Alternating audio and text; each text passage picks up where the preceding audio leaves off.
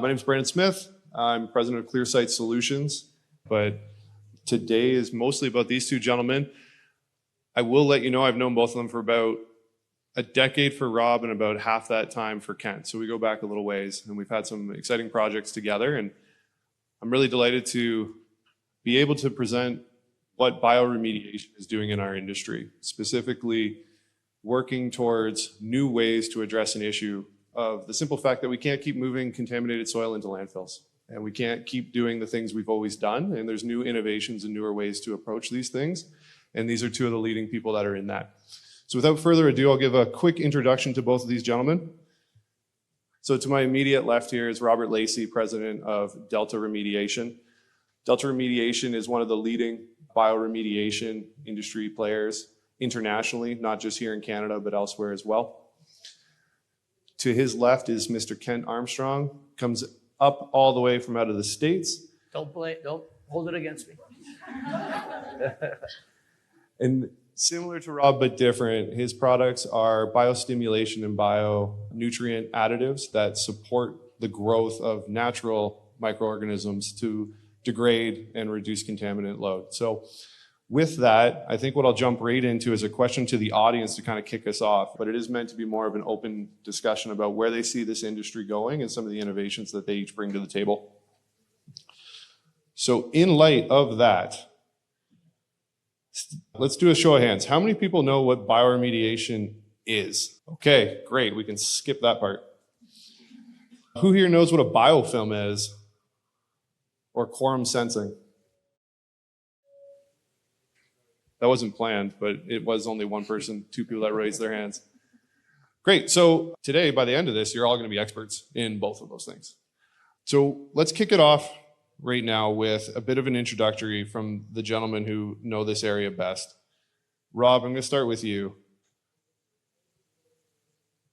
Bioremediation has been used for a few centuries, but the new age of bioremediation and the way it's being applied now is different. In as short a time frame as you can give it, what does the last 100 years look like for where bioremediation was and how you're applying it now? I'll touch on it quickly, but I wouldn't mind. Kent actually has a better slide on the history of bioremediation, so I don't want to take up the full history slot, but bioremediation has been around for a long time. It's most often seen in wastewater. Obviously, the work that we're doing in bioremediation is a lot more complex. We're degrading complex carbon chains, typically organic contaminants on site. But yeah, I'll pass it off to Kent to talk about the history for a minute. I've been in the industry for almost 50 years. I've done all kinds of things, and I call them bugs. But we're not talking about these kind of bugs. We're going to talk about the unicellular organisms that are in the subsurface and surface and water everywhere. You're actually 99% bug. Antoine van Leeuwenhoek in the 1750s, 60s, using primitive microscopes, was the first guy to find unicellular swimming planktonic bacteria. He found them from its dental plaque and from its teeth. He found them from ponds, and they were always there. Dental plaque is biofilm. We'll talk about that in a bit. And then this guy here, Dr. William Costerton, came out of Alberta, went down to Montana and formed the International Institute of Biofilm Technology. And that's the dude who, if we adhered to, is the change. He's been around since, he wrote a book in 65 called The Biofilm Primer. By following him is how we're gonna reinvent bioremediation in the next couple of years, together.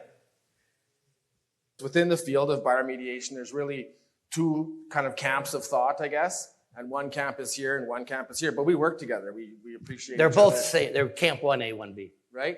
But the different camps are biostimulation, which is sort of a theory that the bacteria are already in the soil or in the water.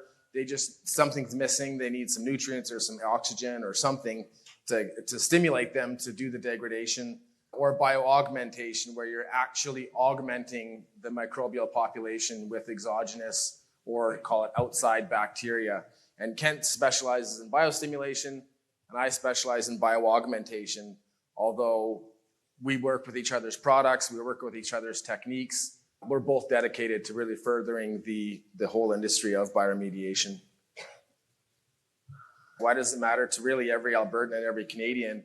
And that is because currently 95% or more of remediation that's done in Alberta goes to landfill. It's super easy to dig stuff up, put it in a truck, drive it down the road.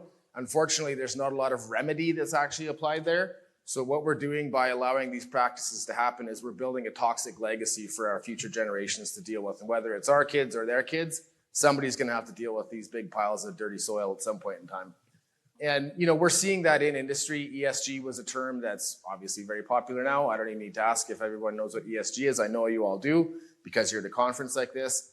But 5 years ago, that would have been a good question. And a lot of people wouldn't have known what ESG was 5 years ago. So we are seeing the societal directions and, investors and the big banking communities wanting to see more sustainability in companies that they're investing in.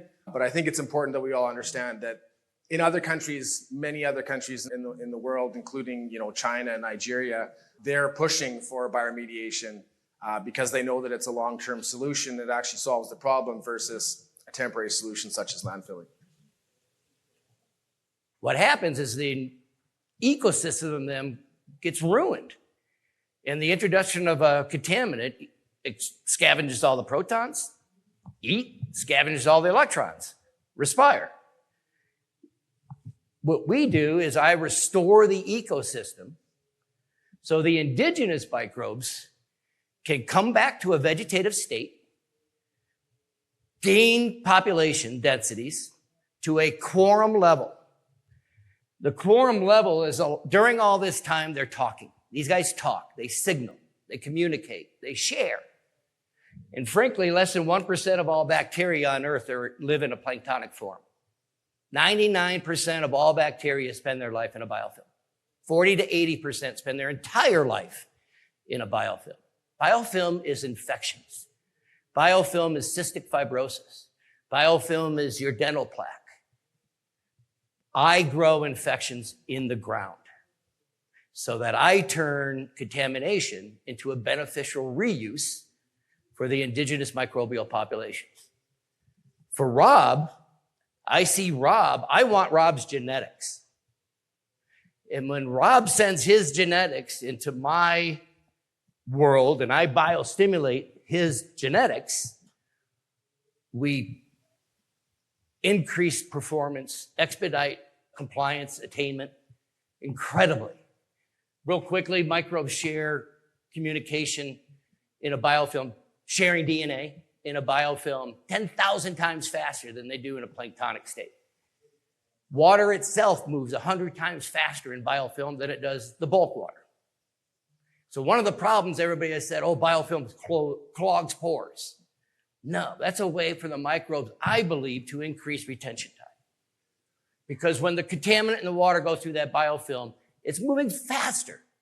And so I don't care what's happening in the quote unquote clogging because what's coming out is clean. So one of the ways that Kent and I have discussed this before, and when you look at especially in situ remediation where you've got, a big groundwater plume and maybe some sorbed contaminant in the soil as well, really what you've got there is a mass of energy. It's a mass of carbon and a mass of energy. And with the right microorganisms in the right environment, we can exploit that energy. And it's essentially what we're doing is depleting that energy through bioremediation. And so, and Kent and I will be here all day. We're happy to get into the weeds on some of these discussions. So just real quick, imagine we're dealing planktonically. And 10 of you in here can degrade petroleum hydrocarbons. And the rest of us are doing whatever we do, beneficial, non-beneficial. We put an amendment in. We got 1,000 now of you cool degraders, but I got 1,000 more of all you other guys. Get them into a biofilm. Almost every single one of us are going to become degraders. That's why we expedite compliance. And we can do it for what? 1/3 of the cost.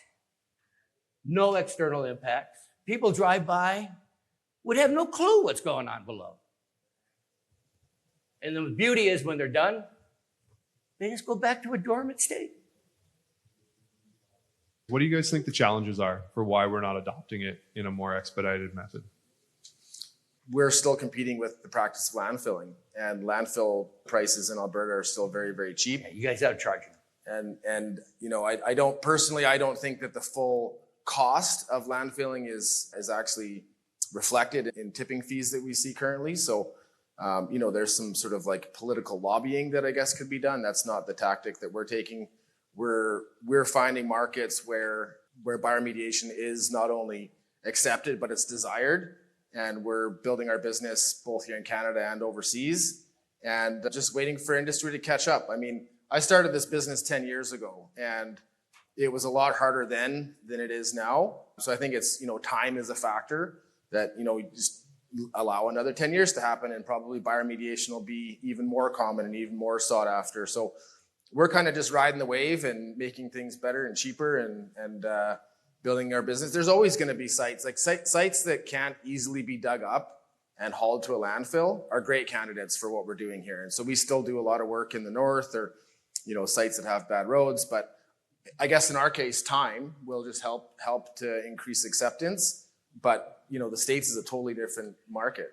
Yeah, your tipping fees, frankly, don't take into the liability you're accepting by piling all this stuff together. And it prevents a drive towards more efficient and economical solutions. It's money. All right, let's compare it. What's in a human body? Matrix, tons of water, wicked nutritional support, matrices all over, nooks and crannies that are anaerobic, and billions of microbes in a dormant, swimming biofilm state. All right, let's go to a groundwater site.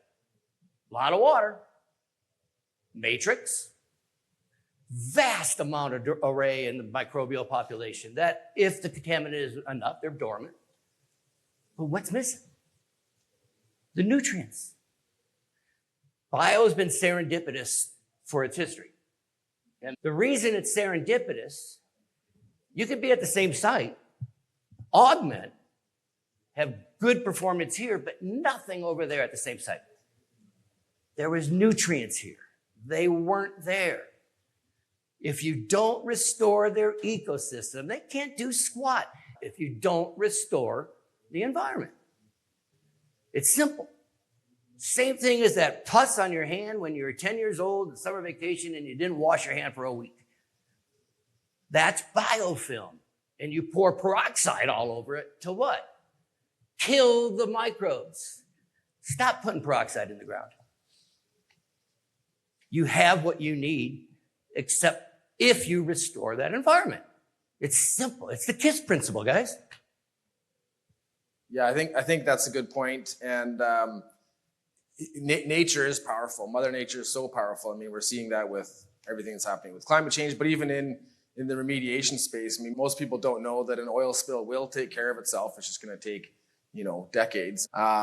What companies like TerraStrike and Delta are trying to do is we're trying to optimize those environments so that those natural processes can happen much, much faster. Yep.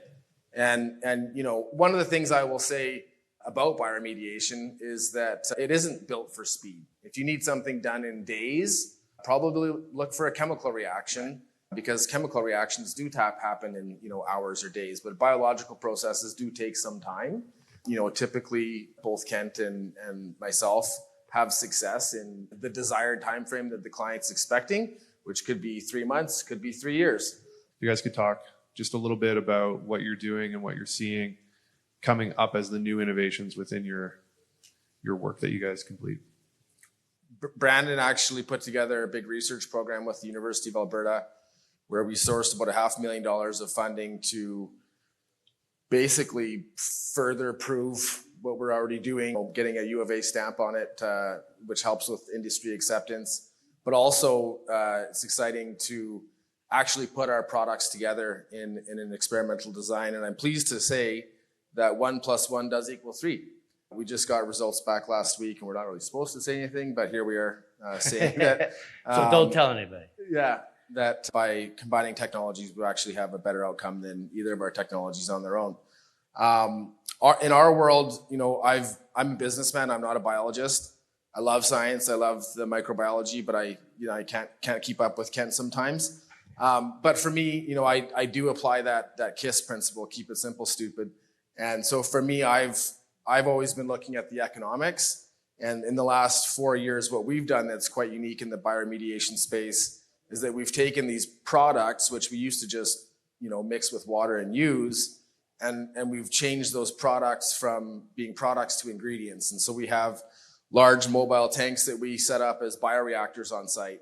And we take our products, nutrients, carbon, microorganisms, and water, and then we aerate and control the environment. And we basically build the products now or grow the bacteria on site. So our regrowth bioreactor, I guess I would say, is our biggest piece of sort of macro technology. There's lots of instrumentation and fluorescent spectrometry and lots of details that go into it. But I would say that being able to actually grow the bacteria in remote sites has been a big advancement for Delta over the years. The colder it is, the lower the metabolic rate, the more time it's going to take. But it's more of a time factor than a does it work factor, in my opinion. We've done degradation of F4G hydrocarbons in Arctic environments. It took 2 years rather than 1. Look at the refrigerator, freezer, counter. Obviously, your sandwich is going to degrade on your counter a lot faster. That's the metabolic rate. But So that's the integration for where we've come in to work with these gentlemen has largely been the liability reduction and remediation, primarily in complex sites where dig and haul solutions are not achievable, and we need to look for alternative processes. Yeah, you're kind of being a bit modest there. I think it's important to know that these innovative solutions, like people always ask about like success. What is success? What is success in remediation? And obviously hitting guidelines is success, but we've really, I've sort of put my businessman hat back on and say the real metric of success is money. And on that site, we did more. We got the site closed with a quarter of the budget and half the time that the previous consultant had. I think it's important to note that if you look at the metric of money as a metric of success, bioremediation can save a pile of money. There was also bleed over. So with remediation, your boundaries are pretty clear. You dug to here and then you stopped. When you inject and you're doing bioremediation, technically speaking, it's going to bleed into the neighbor's properties.